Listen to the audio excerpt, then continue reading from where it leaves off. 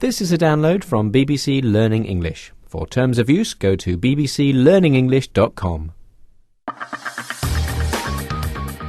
Hi, this is 6 Minute English and I'm Yvonne Archer. I'm Callum Robertson. Hello. Hello, Callum.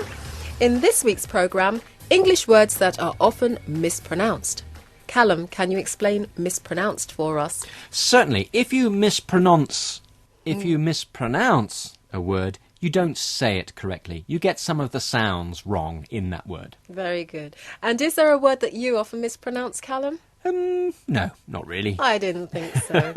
So I've got 3 difficult ones here for you. But before you read them out, any thoughts? Well, looking at these words on paper, I think there's a good chance that some people would mispronounce them. Yeah. And that's why you're saying them instead of me. So off you go. Okay, the words are regularly, ethnicity, and anaesthetist. Phew. Yeah, but you said them slowly, Callum. Yeah, that was tough. But there are 3,000 other Brits who also agree that those words are difficult to say. They were recently questioned by a company called Spinvox, and the research showed that regularly, ethnicity, and anaesthetist, are some of the most mispronounced words in the English language. Now, before we hear more about that research, I've a question for you, Callum. How many sounds do experts say we need to be able to pronounce so that we can speak English clearly? Is it A, 44, B, 104, or 400?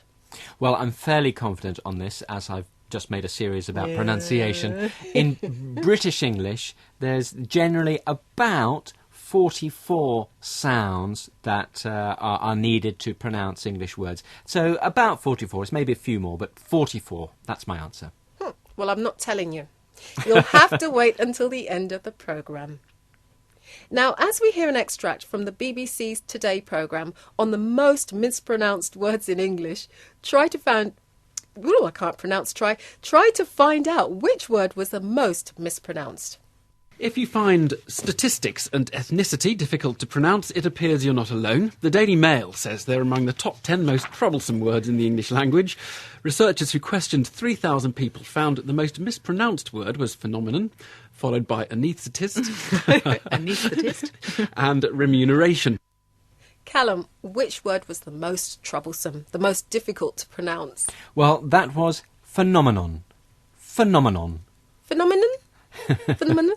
Yep, I have to say, I have to take that one really slowly, and just looking at it on paper makes me nervous. So why do you think so many of us get it wrong, Callum?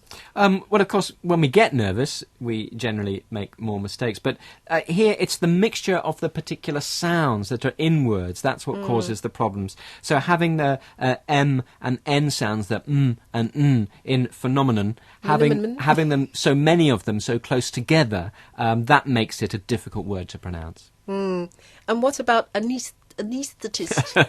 Well, anaesthetist, it contains an odd mixture of T and TH sounds. There's also an S in there as well before that group of consonants, and that also makes things difficult to pronounce. Oh dear, it certainly is.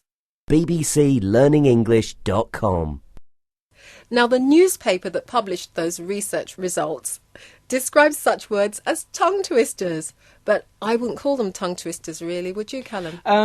Not really, no, because tongue twisters are generally a sentence or an expression that is very difficult to say quickly and repeat again and again and again. Well, I'm feeling really mean today, Callum. Go on, give us an example. And don't say it slowly. OK, try this one. A very famous one is Peter Piper picked a peck of pickled pepper. Ooh, that was pretty good, wasn't it? Of course, but we don't have to say tongue twisters in life. But we usually do have to use words like statistics and February. I can't even say it. February. February. Yes, it is difficult to get through life without saying words like February, yes. But the research shows that many of us try to do just that. We don't want to feel embarrassed when we mispronounce those words, so we just avoid them. And that's a really bad example for learners, isn't it? Well, I don't know about that. It's something natural that native speakers do, that, if you're not sure how to pronounce a word, choose another word. And I do the same in writing, in spelling. If there's a word I'm not sure how to spell, and my spelling isn't, perfect, sometimes I will rewrite to avoid using that word. So, as in anything, pronunciation does only get better with practice, so don't worry about it. Just go for it. OK, now for the answer to our question. How many sounds do experts say we need to be able to pronounce so that we can speak English clearly? Is it A, 44, B, 104, or C, 400? Well, as I said, 44. I'm fairly confident that it's 44 or thereabouts. You knew it all the time, Callum. Well, that's all we've got time for today. Join us again next time for more 6-Minute English. Goodbye. Goodbye. bbclearningenglish.com